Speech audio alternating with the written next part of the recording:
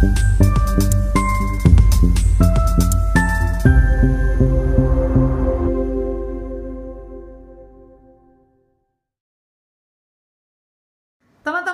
Shalom. Berikut ini kita akan menyaksikan sebuah video yang sangat menggemparkan, yaitu tentang kisah seorang wanita, tentang bagaimana dan mengapa dia meninggalkan iman keislamannya. Bagaimana kisah lengkapnya? Mari kita saksikan video berikut ini dan semoga memberikan pencerahan ya. Hello everyone. Hello. Hi, I'm Aryan and I'm from Afghanistan. And I grew up in a Muslim family, and as I get older, I wanted to learn more and more about religion. And I wouldn't be hypocrite, I knew that Muhammad married Aisha when she was just a child, but my excuse was like, it happened thousands of years ago, who cares, it doesn't affect our life today. And he says to pray and fast, and everybody in my family is following him, so he must be good. And I loved God and I wanted to be close to him, so I did everything I could as a good Muslim. So I would pray as many times as I could in a day, and I would fast in the Ramadan, and I would read Quran, and not just in Arabic. I've read Quran 6 times in English, and I wanted to understand and follow it. And that was the course of my action. Fast forward to 2015, and now I'm working in the IT department for an independent newspaper company, and I'm doing the coding, the website and coding, that's my job. But whenever I had free time, I would just read the news, and then I come across this news article that changed my life. And before I get into details of that, I apologize now that some of the details are upsetting. So the news was that this Turkish child bride and this man marries off his 9-year-old daughter to his friend who's 40-something. There is the nikah, which is like Islamic marriage contract. And as a meher, because in Islam there is a meher muajjal, which you take like instant meher, and then there is another meher if you divorce the wife, that's the other money you pay her. So he takes the instant meher from him, does the marriage, but the problem is that little girl, she dies. She starts bleeding on the wedding night. They took her to the hospital. The bleeding doesn't stop, and that's where she dies, and the hospital informs the media and the police, otherwise these news never get out. So I read this news and my blood is boiling. I'm so furious. I'm like, how dare this man put the life of that child in danger? And I'm thinking, but when I just don't like pointing fingers at other people, I also like to reflect on myself. How did he do it? What's the difference between me and this guy? According to the post-mortem report, they found a lot of stress hormone in that child. First, separation from the parents, and then being with this monster. She was crying and screaming, but he didn't stop. And I'm thinking, how did he do it? What's the difference between me and this guy? And turns out to be there is not much difference between me and the father of this girl. He follows Muhammad and he married the child. I follow the same Muhammad.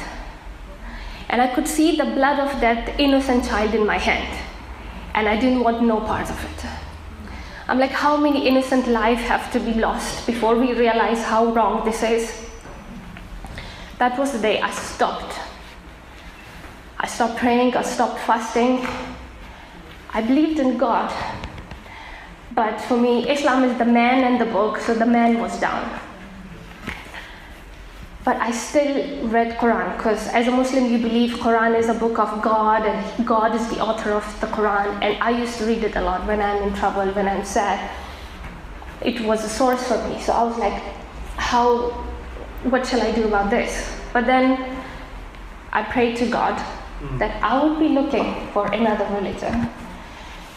And the day, the new religion or the new relationship, that the way, the true God, when you will give me a reason to doubt Quran, that will be a sign from you that that's the true religion, and I'll follow that religion.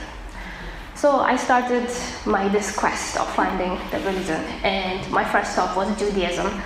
I downloaded the Old Testament copy online and I started reading. It took me like a year and a half to finish it cover to cover. Very good religion. I found some differences, but I was still looking for the sign. Then I looked briefly into Buddhism, Hinduism, even Zoroastrianism. And fast forward to 2023, between that life happened, children and moving and all that. And with 2023, I was like, I need to continue with my quest of finding Lord. So I was like, let's look into Christianity. I've not looked into Christianity because as a Muslim, you think we believe in Jesus and he's a prophet, and you think you know everything about Christianity. But this time I was like, I will look into Christianity according to the Christian sources. And I've seen the cross and I've heard the Trinity, so I wanted to know what is Trinity. And for me, I didn't have to go dig deeper into this religion. Just by looking into Trinity, which is God the Father, the Son, and the Holy Spirit, Holy Spirit was a brand new information for me. For me, I was like, wow, Holy Spirit. And you believe in God, and they believe in one God? And because in Islam, it's like God the Father, the Son, and the Mother. Because God said, why, Jesus, did you tell people to believe you and your mother? And Jesus will say, I didn't. So that was the first time it hit me that Quran got Christianity completely wrong. And there is error in it. And that was just the tip of the iceberg. Because when you turn, you can start seeing a lot of stuff. There is a lot of other errors in Quran, but one other thing which struck me the most was that Quran confused mother of Jesus, Mary, because in Arabic we don't have Mary, it's Miriam. So when you read Surah Maryam, it says, hey Mary, sister of Aaron, your family is so pious, then why did you do such an act to be pregnant before marriage? But Jesus' mother never had a brother Aaron. The Maryam, who had brother Aaron, also had a brother Moses, and she lived thousands of years before this Mary. This is like a big historical mistake which God, all-knowing, almighty, cannot make. So that was evident to me that Quran is not from God. And I had the proof about the true religion. So I'm seriously now considering to become Christian. So I turned it to this religious freak because I was like, when I'm becoming Christian, I have to answer to all my friends and family, why did I choose this religion and all that. So I'm watching videos. I've got the Bible, I'm reading Bible. I'm also seeing like testimonies of ex-Muslims and the Christians, the discussion between Tawheed and Trinity, and I'm also listening to David Wood, AP, Christian Prince, and all these Islamic critics, and each of them are bringing questions. And then I landed on this hadith, which was a turning point for me. I'll tell the details of it. It is Sahih Bukhari Hadith 6805. The story is 3 men travel to meet Muhammad and they get sick. And Muhammad sends him to, they say like, go to this man, you will drink the camel's milk and you will feel better. So they did that, but after they felt better, they killed the man and they took his camel, and as they wanted to flee, Muhammad men arrest them and they bring him to Muhammad for judgment. Now I'm reading this and thinking like, what is he gonna do to them? Like, they killed, so is he gonna, but there are 3 and they killed 1 person, so is he gonna put them in prison and preach them and then they will become great? Or he's gonna beat them? What is he gonna do? And what I read, he says, cut their 1 leg and 1 feet from opposite side. Put hot iron in their eyes, leave them in a hot spot until they die. I read this and I stood up from my chair. I couldn't sit anymore. I'm walking around saying, oh my God, oh my God, oh my God, oh my God. Like freaking out. And when you do that, you have like cross-body experience. You can talk to yourself. And my other self is telling me, calm down, drama queen. I mean, people have done worse things than this. It's okay. And I'm like, but not prophet. I grew up reading prophet stories. Adam, Moses, Noah. Prophets don't torture people. This is wrong. And I'm thinking, I've been a Muslim for so long and I didn't know about this hadith. And I mean, they've done horrible stuff in Battle of Khaybar, but this one was new to me. So I'm like, what if Jesus prosecuted someone? Then I'm not going to become a Christian, if that's the case. So I quickly Googled, did Jesus prosecute anyone? And I see the story of this adulterous woman come. And I read this and I'm like, woman? So I open the story and I'm thinking the worst, like what's going to happen? And the story is that Pharisees always wanted to test Jesus. So they bring this adulterous woman to Jesus and they tell him, according to law of Moses, we should stone her to death. What does your law say? And Jesus say, whoever of you have not committed any sin in their life should cast the first stone. And he himself had never committed any sin in his life. If he wanted, he could have prosecuted her. But everybody else, they drop their stones because we are all sinners. Big or small, we have committed sins. So everybody leave. And Jesus saved her life.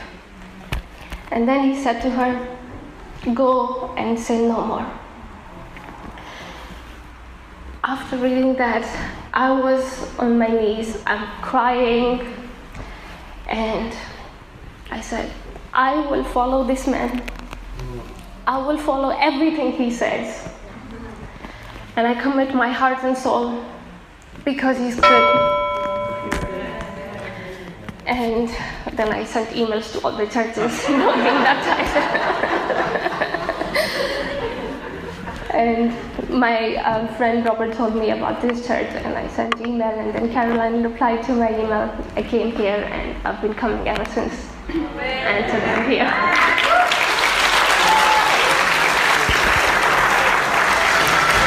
Teman-temanku, dari video ini kita dapat melihat bahwa wanita ini melihat bahwa banyak pengajaran-pengajaran di dalam Al-Quran itu tidak masuk akal. Sehingga orang-orang Islam banyak menerapkan dalam kehidupan sehari-hari, sehingga apa yang mereka lakukan, apa yang mereka terapkan khususnya dalam hal perkawinan, di mana orang dewasa mengawini anak-anak berusia 9 tahun, rasanya tidak wajar, tidak masuk akal. Hal itu menjadi satu pertanyaan yang besar di dalam diri dan di dalam benak wanita tersebut.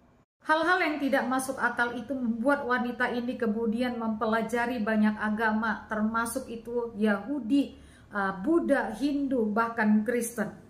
Ketika dia mempelajari tentang kekristenan, mempelajari tentang Tuhan Yesus, dia menilai bahwa Al-Quran telah salah memahami dan menilai serta menuliskan tentang kisah Yesus di dalam Al-Quran.